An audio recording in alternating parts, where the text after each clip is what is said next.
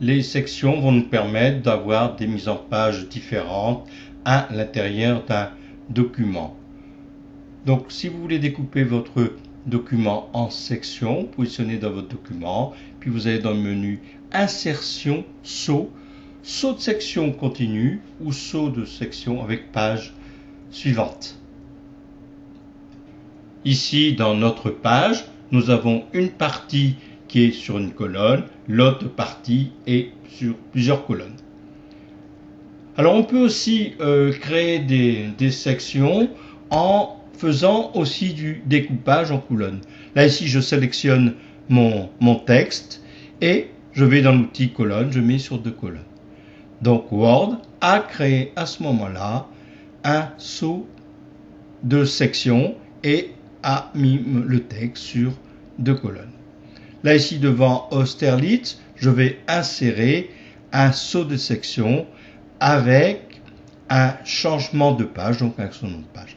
Et là ici à partir de cet endroit, je crée un document sur 3 colonnes.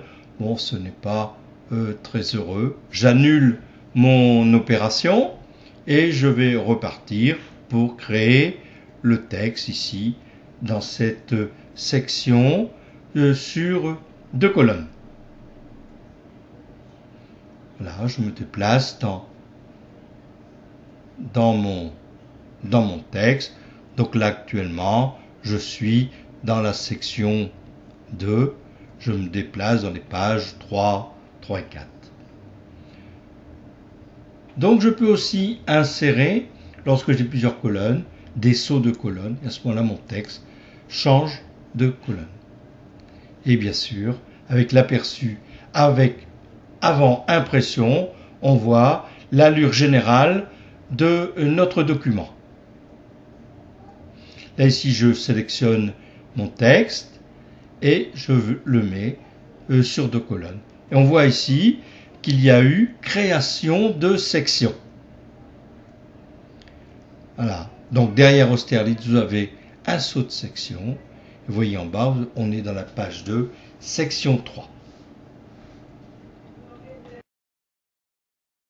Vous pourrez choisir l'orientation de vos pages, soit en format portrait ou paysage. Pour cela, allez dans le menu Fichier, Mise en page. Vous avez une petite boîte de dialogue avec les petits logos Orientation. Vous choisissez ici Orientation Paysage. Ensuite, faites le réglage Microsoft Word et vous indiquez à partir de quel endroit vous voulez insérer cette modification d'orientation. Voilà, soit c'est l'ensemble du document, soit à partir de ce point, soit pour la section en cours. Nous allons voir maintenant un chapitre consacré à la gestion des images dans Word.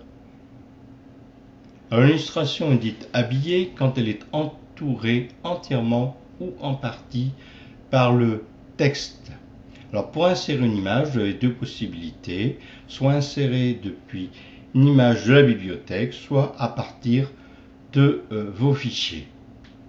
Donc insertion d'une image depuis la bibliothèque, donc vous êtes fait insertion, image depuis la bibliothèque. Vous allez choisir parmi les différentes catégories et vous cliquez sur insérer. Donc l'image est insérée où était le curseur, entre les lignes du texte. Et maintenant, on va faire ce qu'on appelle un habillage de l'image par rapport au texte. En cliquant sur l'image, une barre de menu Image apparaît, permettant des réglages sur l'image, en particulier format de l'image et plus particulièrement encore l'habillage. Et vous pouvez réduire ou agrandir l'image en tirant sur les poignées de cette image. Donc dans le menu habillage d'une image, dans le sous-menu disposition, vous indiquerez comment vous voulez que cette image soit habillée. Donc là, ici, on a mis une image rapprochée.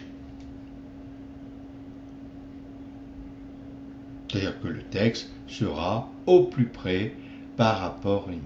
Voici ici, donc j'ai inséré une guitare. Voilà. Alors on peut faire aussi la mise en forme de l'image depuis le menu mise en forme. Vous avez aussi la possibilité de faire une rotation de cette image. Vous voyez ici là le point de rotation qui vous permet de bouger, disons, l'image. Voici l'image qui est entourée par petits rectangles, et en cliquant sur le petit outil, vous avez accès. Donc pour insérer une image, vous avez le menu Insertion, Image, et ici depuis la bibliothèque d'images. Donc on va choisir une catégorie. On va prendre la catégorie musique, et je vais choisir un instrument de musique dans la catégorie musique. Voilà, je vais prendre cette guitare et je clique sur insérer. Voilà, ma guitare est insérée. Je la déplace dans mon texte, mais ici je n'ai pas encore fait d'habillage. Je vais cliquer maintenant sur l'outil habillage, rapprocher, et là maintenant le texte se rapproche de l'image. Donc là l'image, je peux la mettre entre les deux colonnes. Vous voyez, le texte se rapproche plus ou moins de l'instrument de musique.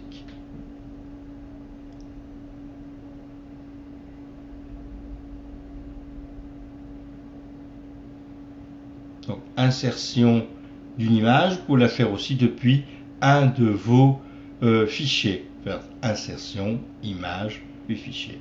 Donc vous allez sélectionner votre image dans un de vos dossiers, et voilà, l'image est insérée dans le texte, comme nous venons de voir.